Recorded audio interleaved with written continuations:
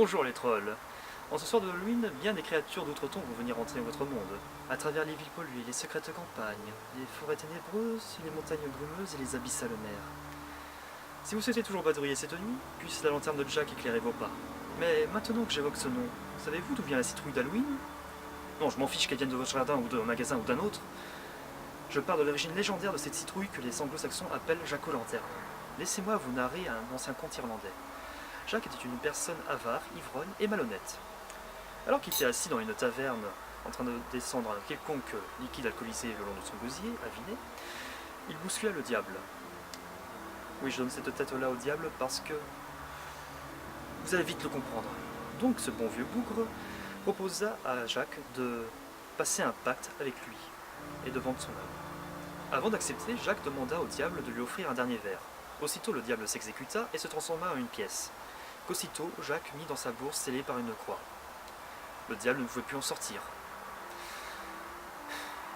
Jack le libéra à la condition qu'il le laisse tranquille durant un an. Un an plus tard, alors que Jack marchait le long d'une route de campagne, il recroisa le diable, qui revenait demander son dû. Jack accepta, à la condition que le diable aille chercher une pomme au pommier. J'adore la logique. Le diable s'exécuta et grimpa dans le pommier. Aussitôt, Jack mit une croix autour du pommier, ce qui empêcha le diable de redescendre. Putain d'amateur. Comment ce pauvre cloporte peut se faire baiser par un humain? Jack le libéra après avoir fait promettre au diable qu'il n'ira pas en enfer. Bien des années plus tard, notre glorieux Jack, qui trompa le malin, vola un navet et s'étouffa avec. Et le prix du Darwin Award est pour Jack! Le navet volé encore dans la main, il se présenta au paradis.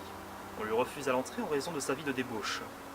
Il se présenta donc en enfer, mais le diable ne put le faire rentrer en raison de sa promesse.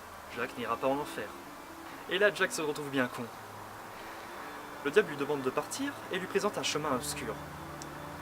Jack demande quelque chose pour l'éclairer, et le diable lui tendit une braise rougeoyante des enfers. Jack creusa le navet et mit la braise à l'intérieur, faisant ainsi du navet une lanterne. Depuis ce moment-là, Jack erre dans l'obscurité, avec ce navet à la main. Il réapparaît chaque soir d'Halloween, le soir de sa mort, pour venir hanter notre monde.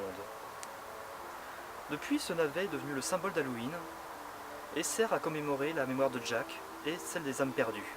Ce n'est que plus tard, au XIXe siècle, lors de l'exode massif des Irlandais vers les Amériques, sur fond de famine, qu'ils remplacèrent le navet par une citrouille.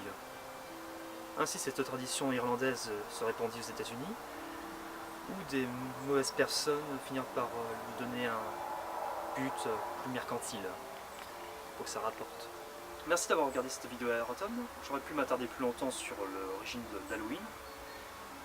Bon, vous savez que c'est une fête irlandaise, mais je vous laisserai chercher par vous-même, bande de cloportes. Soyez maudits! Bon, sur ce, je vous laisse. J'ai quelques âmes à les tourmenter. Bon, et où Léo?